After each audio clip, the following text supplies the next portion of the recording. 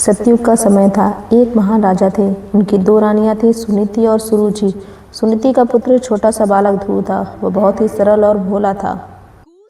एक दिन ध्रुव ने देखा कि उसका छोटा भाई राजा की गोद में बैठा है। वह भी अपने पिता के पास गया और अगर गोद में राजा बैठने की गोद कोशिश करने चाहिए लगा। तो भगवान से मांग कर आओ।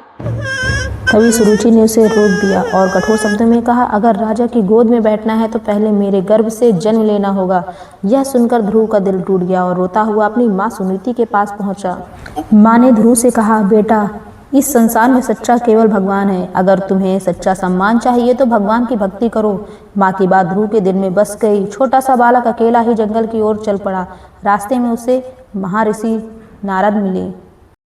नारद मुनि जी ने पूछा, इतने छोटे बालक, तुम जंगल में क्या कर रहे हो?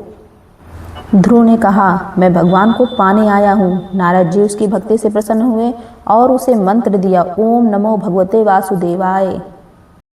ध्रुव ने जंगल में कठोर तपस्या शुरू कर दी। दिन प्रतिदिन उसने खाना पीना छोड़ दिया, केवल भगवान का नाम जपता रहा।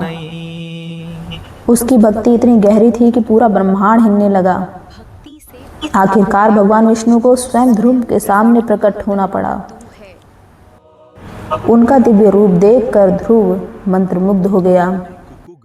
भगवान ने प्रेम से पूछा, बेटा, क्या चाहते हो?